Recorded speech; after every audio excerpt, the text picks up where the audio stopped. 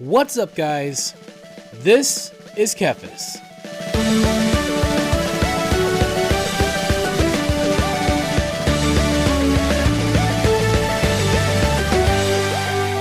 I have lived to see some incredible years in the world of video games, but 2023 will go down as my personal favorite. What a time to be alive. With that being said, though, we are going to take a look at the games that I did play, and I'm going to list them as the top 10 best games that I played in 2023.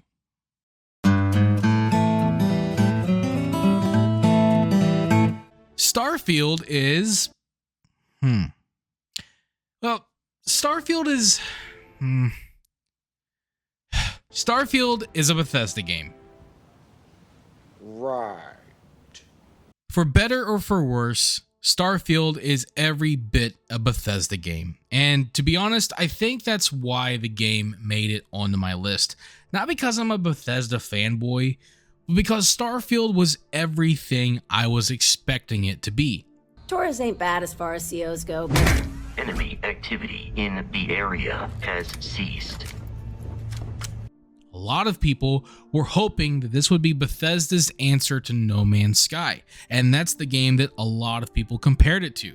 That and Cyberpunk, ironically actually is. Both of those games had very rough starts.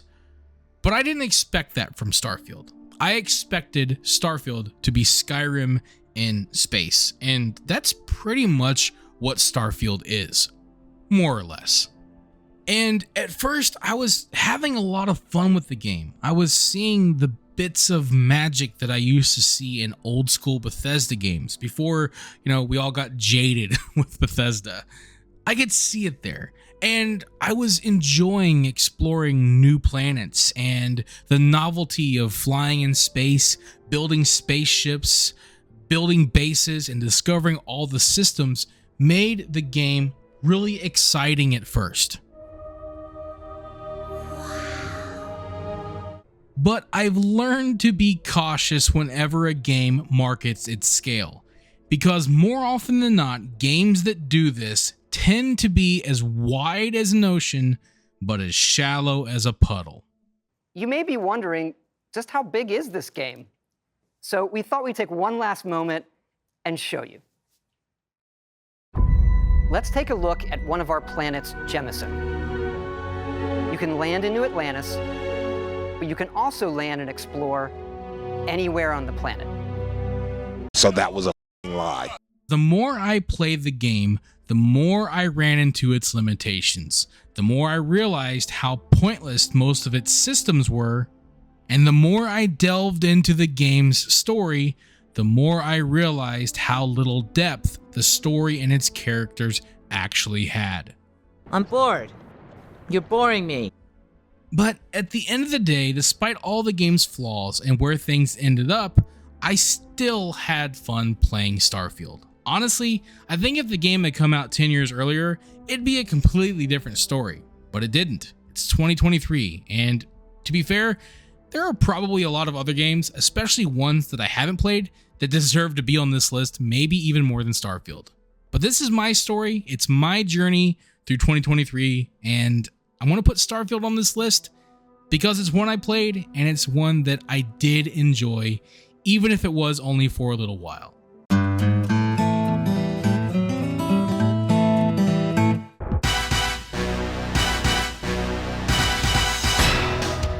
Now, you might be asking, Kephas, why is GoldenEye, a game that came out in 1997, on your 2023 list?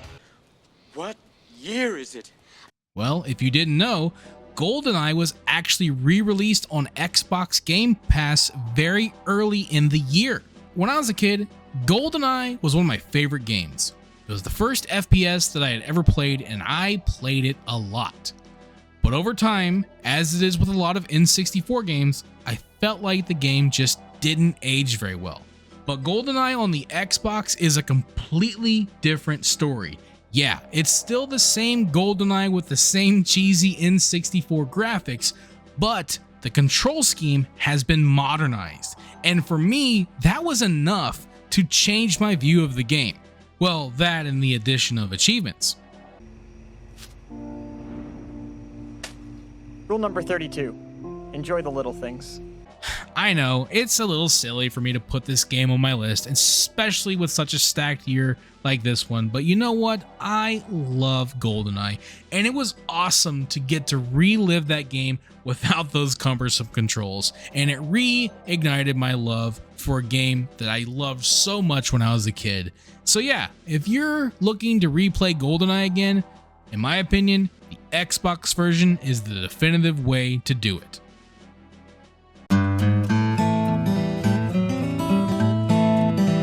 2023 had an absurd number of remakes, and the good news is most of them turned out pretty well. But the one that I was really hyped up for was Super Mario RPG. Man, between this and GoldenEye, it's like I was taking a time machine back to 1996. What a time to be alive. 96, the year I played my first ever turn-based RPG, and that's the game we're talking about. The Super Mario RPG remake. Is it a remake? Is it a remake? Is it a remaster? Does it matter? Do we care? No? Okay. You know, I'm going to be completely honest. I don't think there's much I can add to the discussion of this game because it's been around for so long and it's so well liked, and there's nothing I can say that hasn't already been said. I'll just say that it was nice to see this awesome game get a fresh coat of paint and get re-released to hopefully a new generation of gamers who will come to love it as much as I did when I was younger. Now, it's your turn. For me personally, as a longtime fan, it was certainly fun to relive this game again. I mean, I've played through it many times throughout the years, and I've done pretty much everything there is to do, but it was still nice to do it again, and I think if I play through it again in the future, which I probably will, it will definitely be on the new updated version. The only thing I will say about this new version is the game is incredibly easy. Like, the original game was pretty easy. I beat it when I was 10 years old, and it was the first turn-based RPG I had ever played. The remastered version is even easier with, like, attacks that do more damage to certain enemy types and AoE damage whenever you get a perfect time hit. All of that goes into making the game incredibly easy. And the crazier thing is that this game has an easy mode. But why? Why would you do that? Why would you do any of that? Now, the good news is, without spoiling anything of course, there is some new post-game content in the remake that makes up a little bit for the overall simplicity of the main game, and that was pretty cool to see. Besides, Super Mario RPG was never a game about challenge, it was a game about adventure and Easter eggs and Bruce Lee references.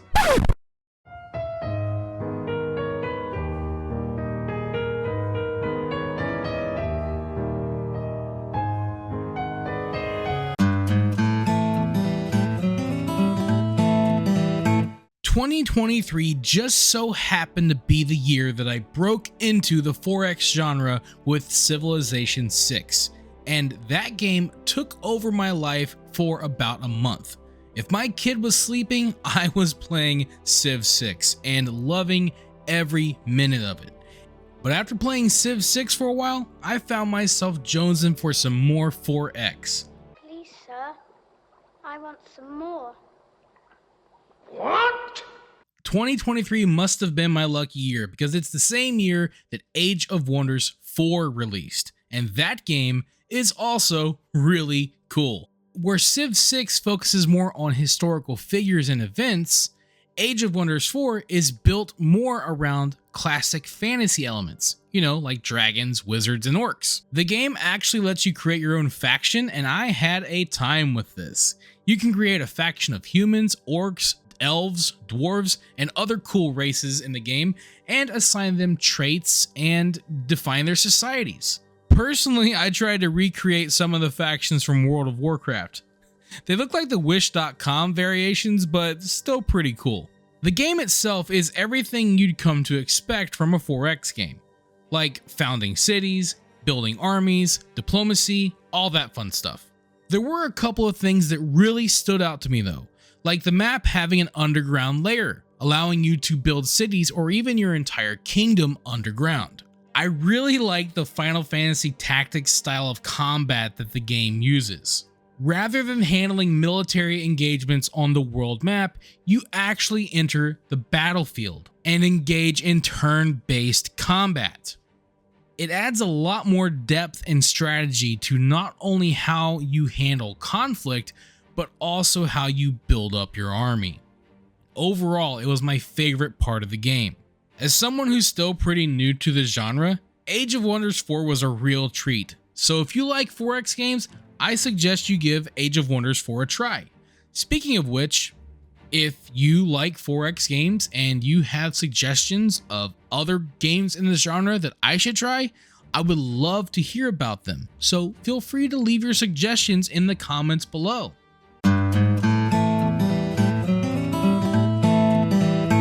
It's pretty crazy to think that Final Fantasy X came out over 20 years ago, and pretty much every game since 10 has left the franchise in a fairly tumultuous state. Now, you're going to find plenty of people that like any of the Final Fantasy games that are double digits. Personally, I enjoy 12 a lot. I don't think 15's that bad, and 14 is actually one of my favorite games of all time.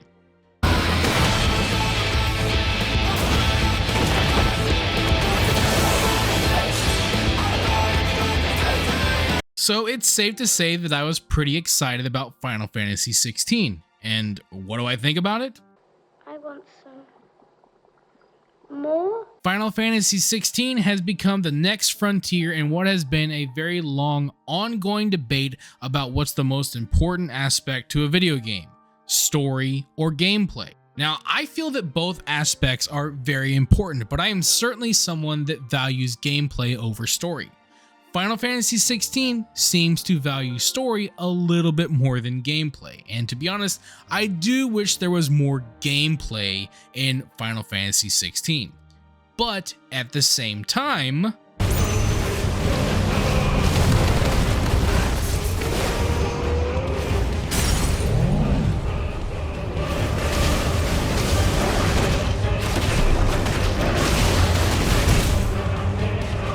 despite my personal preferences, I've chosen to appreciate Final Fantasy 16 for what it is, rather than dwelling on what it's not. What I see here is an incredible story-driven game, and it's not like it's completely devoid of gameplay either. Battling is a lot of fun in Final Fantasy 16, and some of the battles can get pretty epic. So while I still miss the Final Fantasy games that I grew up with, and feel that there is a place out there for games like that, when I look at Final Fantasy 16, I don't think it's a bad game. I don't even think it's a bad Final Fantasy game. It's just a different Final Fantasy.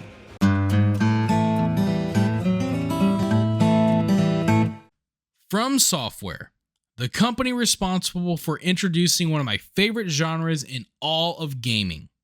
Well, they took a break from that genre to revive Armored Core, and from what I understand, they did a really good job at that.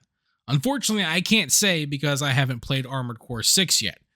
But it's all good, because while FromSoft is off doing that awesomeness, a bunch of Souls-like games come out of the woodwork. I mean, you had Dynasty Souls with Wulong, which was responsible for creating one of the hardest first bosses in video games.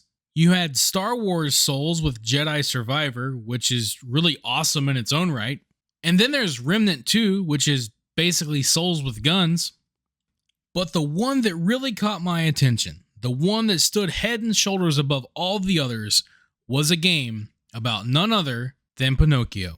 Lies of P has to be the most faithful Souls-like game that I've ever played. At times, it actually felt like I was playing a FromSoft game.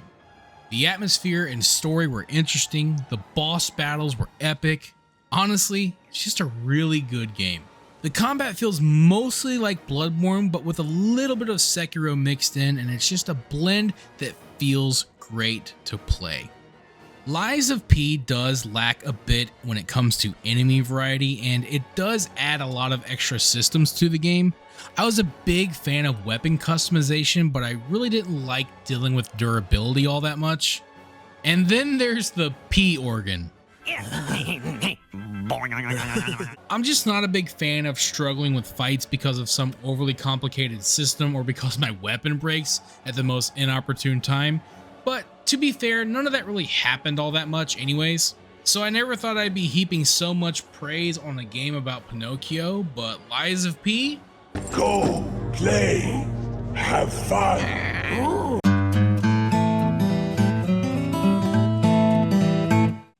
Hogwarts Legacy really impressed me. Not because it showed how insane people on Twitter tend to be. I mean, it really doesn't take much to accomplish that.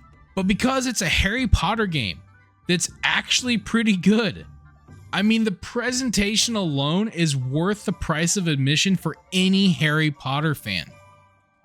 Now, it was pretty cool because I got to experience this game from two different lenses. The first one, of course, was my own. Me being the cynical vet that's seen it all, I enjoyed the game, but to be honest, I felt like it was a little bit shallow. It lacked a certain degree of depth that I would have preferred. The combat, the story, the systems in the game were all pretty simplistic. And I was still having a lot of fun exploring Hogwarts and just doing some of the challenges, the puzzles, seeing the game. It was a pretty fun experience, but it wasn't on the same level that I've experienced from other games. I enjoyed it for what it was, but that's what I kind of felt about it. But then I watched my wife play the game, and seeing it from her lens gave me a completely different perspective, because not only is she a little bit more of a Harry Potter fan than I am, she loves Harry Potter, but it was kind of her first open world RPG experience, and getting to watch her play through the game, learn the systems, and kind of dig into what the game had to offer, it was awesome. It was worth just watching her be so giddy and excited to play the game every night. Watching her go through the story, figure out the challenges, teach me a few things. It was awesome. Playing a video game with someone that you care about and love is just a completely different experience. And even though the game didn't hit on a certain level in terms of depth, it hit on a deeper level in terms of emotion and building memories that I will never forget that I got to have with my wife. And seeing her enthusiasm and enjoyment made me appreciate Hogwarts Legacy for what it was and what I view it as. Much like Super Mario RPG, I feel that Hogwarts Legacy serves as a great introduction for new people who are breaking in to the open world RPG style of game.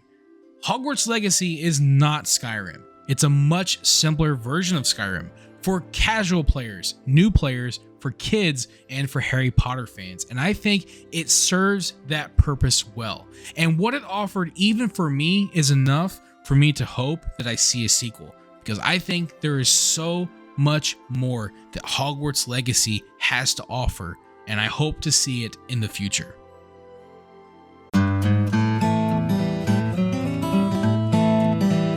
I think people tend to sleep on 2D Mario games. I mean, they've been around forever. When you've played them all, you begin to think you've seen everything those games have to offer. So it makes sense. But if you're one of those people, you want to know what I think? I think you need to give Super Mario Wonder a try. I have never seen a Mario game offer up so much creativity and variation. Every single level feels significantly unique. It's kind of like Yoshi's Island, but without the crying baby.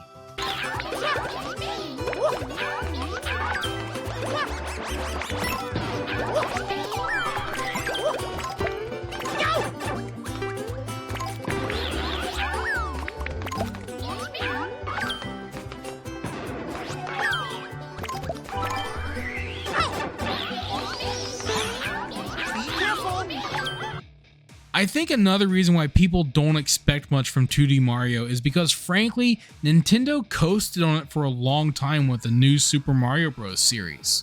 I mean, those games were kind of fun, but they were safe. They didn't really push the series forward in any significant way.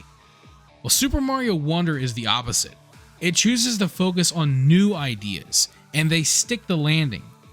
I haven't been this hyped about 2D Mario since I played Super Mario World as a kid, and I honestly think that Yoshi's Island has finally been dethroned for having the coolest final boss in a Mario game.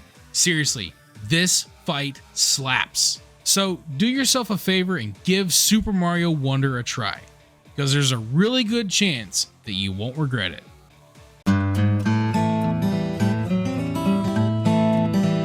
When it comes to pure, uncapped fun and longevity, nothing that came out this year comes even remotely close, for me at least, than Tears of the Kingdom. This iteration of Zelda has hooked me in a way that no other single-player game ever has. I am still playing it.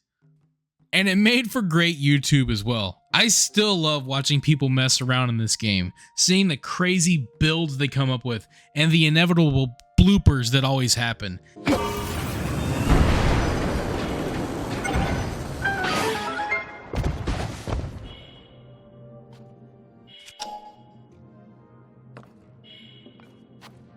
It's just been an all-around great experience for me, and you have to understand something.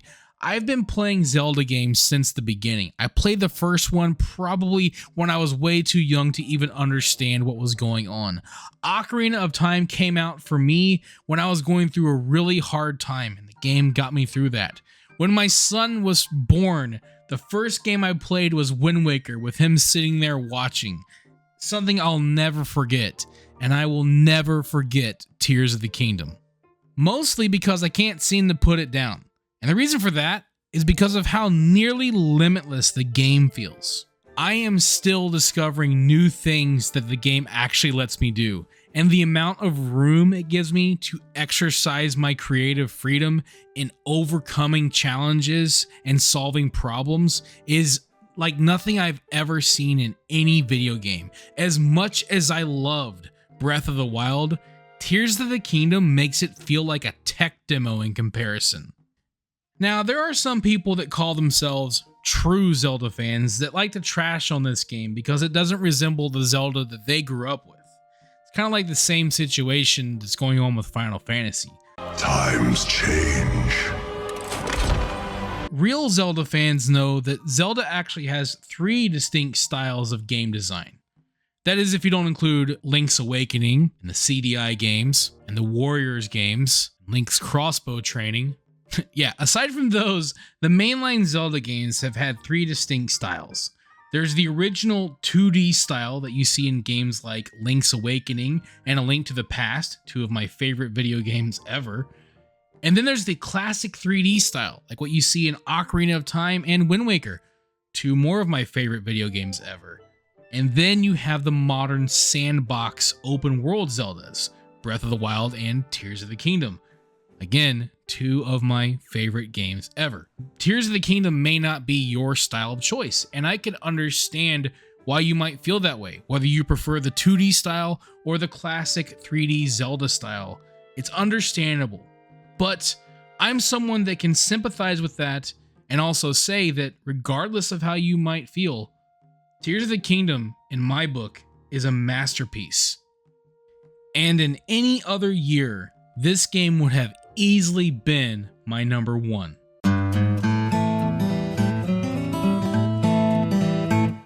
The first PC game I ever played was Diablo 2, and it opened me up to a whole new world of video games. For me, isometric RPGs and PC gaming go together like, lamb and tuna fish. Lamb and tuna fish? Maybe you like spaghetti and meatball? Be more comfortable with that analogy? I have played all kinds of top-down RPGs over the years. Some of them more tactical and some more action-based. But for me personally, nothing ever came close to the heights of Diablo 2. That was until 2023. Wait a minute, this isn't right. Who put this crap on my screen? Lewis, you trying to troll the audience again?